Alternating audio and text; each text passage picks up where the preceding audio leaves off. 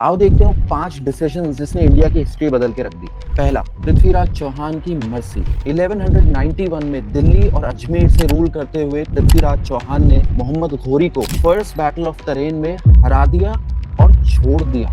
घोरी ने अपने इस रिलीज का पूरा फायदा उठाया। अगले ही साल बेटर स्ट्रेटेजी के साथ वो वापस इंडिया आया और पृथ्वीराज चौहान को हरा के दिल्ली सल्तनत की नींव रख दी। इस डिसीजन से पहली बार इंडिया में इस्लामिक रूल का एस्टैब्लिशमेंट हुआ, जो कि आने वाले सेंचुरीज में इंडिया को पूरी तरह चेंज कर देगा। सेकंड मेजर डिसीजन, औरंगजेब का डेक्कन का ओवरकिल। औरंगजेब, जो कि आर्ग्यूबली मुगल डायनेस्टी का सबसे पावरफुल शासक रहा है, वो अपने जिंदगी के लास्ट 25 इयर्स ऑब्सेस हो जाता है डेक्कन के किंगडम्स को कैप्चर करने के लिए। वो इस रिच डायनेस्टी के अपने सारे रिसोर्सेज डेक्कन में वॉर्स करने में बिता देगा, जिसकी वजह से मुगल एम्पायर ओवरस्ट्रेच हो जाएगा। इस पूरी ड्यूरेशन के दौरान मराठास का राइज होगा और औरंगजेब के मरने के बाद मुगल एम्पायर अगले 30 साल के अंदर एक गुब्बारे की तरह फुस हो जाएगी। Third major decision, battle of Plassey के दौरान मीर जाफर की डील। बंगाल के नवाब सिराजुद्दौला ईस्ट इंडिया कंपनी से भिड़ेंगे। अब बंगाल नवाब ऑब्वियसली एक ज्यादा पावरफुल पार्टी थी, लेकिन लास्ट मिनट में उनके कमांडर मीर जाफर ने ईस्ट इंडिया कंपनी के रॉबर्ट क्लाइव से एक सीक्रेट डील कर ली, जिसके तहत वो बैटल में नवाब को धोखा दे देंगे। इसकी वजह से ईस्ट इंडिया कंपनी जीत जाती है और पहली बार अंग्रेजों के हाथों में एक सब्सटैंशियल रीजन आ जाएगा। अगर हम पूरे ब्रिटिश राज की बात करें तो उसकी पहली नींव इस डिसीजन की वजह से रखी गई। चौथा, इंडिया के पार्टीशन की प्लानिंग। टेक्निकली इंडिया का पार्टीशन 1948 में होना था, लेकिन उस टाइम के वाइसरॉय माउंटबेटन ने इस डिसीजन को प्रीपोन करके 1947 कर दिया। इसके चलते उन्होंने सिरिल रैटक्लिफ को अपॉइंट करा, जिन्होंने कभी इंडिया को देखा ही नहीं था, पार्टीशन का प्लान तैयार करने के लिए सिर्फ 72 डेज में। अब रैटक्लिफ ने 4000 किलोमीटर की लाइंस 4 हफ्ते में खींच दी,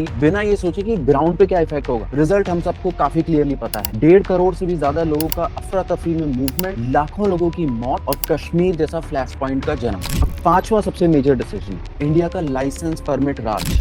दोस्तों, इंडिपेंडेंस की इमीडिएटली बाद सोशल बेनिफिट को हमने प्रायोरिटी दी और 1950 से 1990 तक एक ऐसी इकोनॉमी मेंटेन करी जिसमें गवर्नमेंट का हर जगह दखल दिखाई देगा। इस सिस्टम के चलते बिजनेस और इंपोर्ट्स दोनों पे काफी कंट्रोल रखा गया, ये सोचते हुए कि इससे हम सेल्फ रिलायंस बिल्ड करेंगे। लेकिन इस टाइम के दौरान सरकार का इतना कंट्रोल हो गया कि बिजनेसेस को ग्रो करने का मौका ही नहीं मिल पाया। इसके चलते एक बहुत इन्फ्लेटेड ब्यूरोक्रेसी का भी जन्म हो गया, जिसकी वजह से डिसीजन मेकिंग बहुत स्लो प्रोसेस बन गया। चाइना और साउथ कोरिया ऐसे देश जो कि हमारे लेवल पे ही शुरू करे थे, वो इस दौरान आगे बढ़ गए। उन्होंने अपनी इकोनॉमी को 60s और 70s में ही ओपन करना शुरू कर दिया। इसका रिजल्ट हमें 1991 में दिखाई दिया, जब हमारी इकोनॉमी ऑलमोस्ट बैंकरप्ट हो गई और हमारे को फाइनली अपनी कंट्री को ओपन करना पड़ा। अब ये तो कहना मुश्किल है कि अगर ये डिसीजंस नहीं लिए जाते तो इंडिया कहाँ होता और कैसा होता। आपका इन डिसीजंस पे क्या विचार है और क्या कोई ऐसा डिसीजन है जो आपको लगता है इस लिस्ट में होना चाहिए? कमेंट्स में बताएं।